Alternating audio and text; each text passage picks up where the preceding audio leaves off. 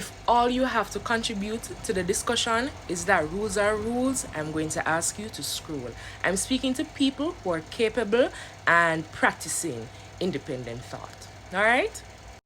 Schools provide structure and help young people to assimilate into the world. It helps them to be a part of the world. Not just math, English, science. I'm talking about personal development. I'm talking about critical thinking. How do they think? How do they operate as a part of the general population? I'm talking about cultural transfer. All right, it is bigger than just math, English, science.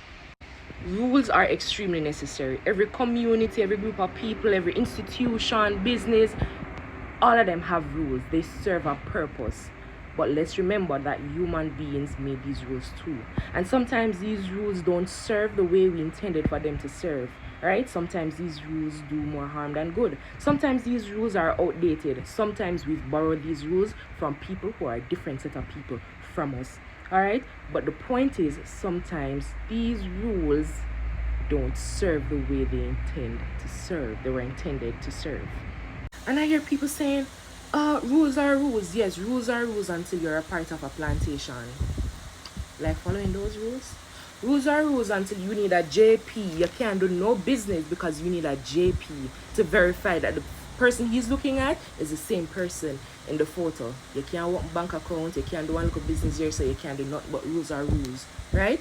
Rules are rules until you are living quite near to the sun's and you are forced to wear long sleeve and long skirt. The sun is boiling us. Tropical country, and long sleeve and long pants, long skirt, because it's the only way we think it's modest or professional. But rules are rules, right? If rules are rules and some rules are simply harmful, then how does a society target harmful rules?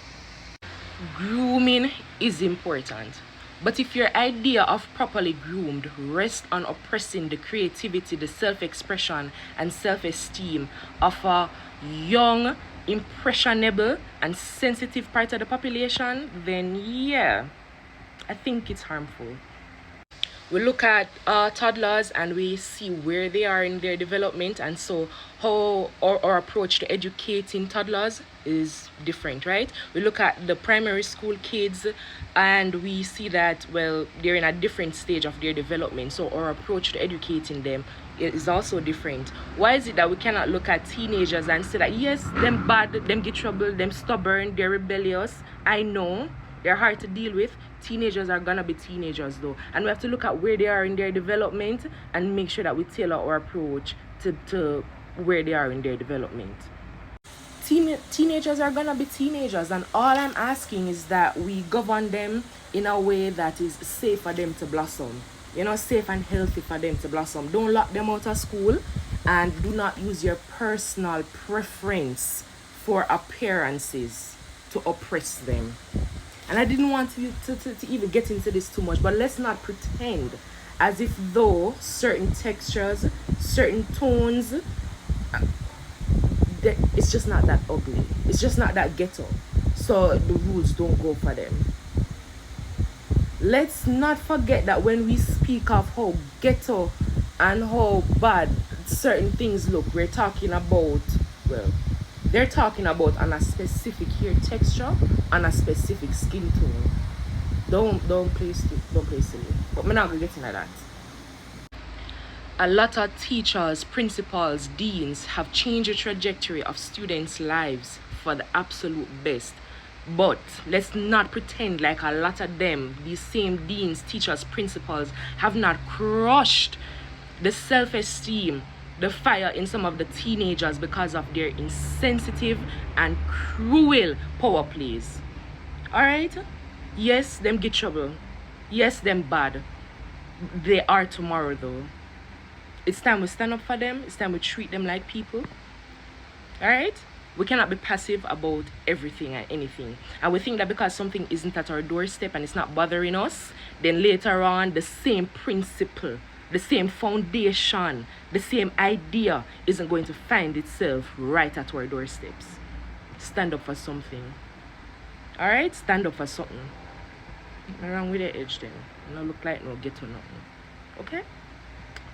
Look at the comments to this video. Not once did I say rules should not be followed or students should be left just running amok. But look at the comments. No critical thinking. Picture this. The kids are running rampant around the place. You can't talk to them. They spend hours fixing their edges and applying mascara and brushing their clarks and their tight pants and their bleaching. And you say, no, we can't leave the students to be behaving like this, but we refuse to lock them out. So we're going to introduce a 3-point demerit system, right? There's a demerit for every time you're caught using your phone in class. There's a demerit for every time you're caught using mascara, fixing your edges, brushing your clocks, spending long in the bathroom, all that. There's a demerit. And upon achieving or receiving 3 demerits, you are assigned hours of community service. This is your punishment. There's the kitchen, there's the principal's office and the secretary's office, the different departments, cosmetology lab, the home ec labs, so many different areas. They can find something for these students to do during their lunchtime, hour and a half after school, as long as they complete the hours based on the offense that they committed. And so we see where, yes, you guys are free to wear edges. You guys are free to wear appropriate shoes to school. You guys are free to dress appropriately and still express yourself. Failure to keep focus, failure to respect rules already in place means that you're going to end up with community service. You're going to end up working both the place.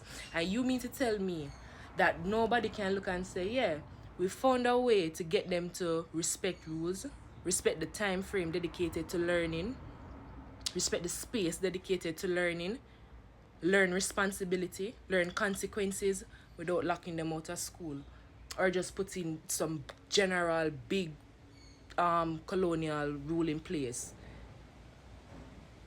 And there are people saying to me that this is the only thing we can do. The best thing we can do is general rules and lock them out of school.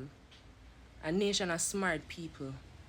And we don't think that we can punish the kids in a way where they learn responsibility and useful skills that they can transfer to their jobs later on. Just no other way that they fix it. Okay, I guess.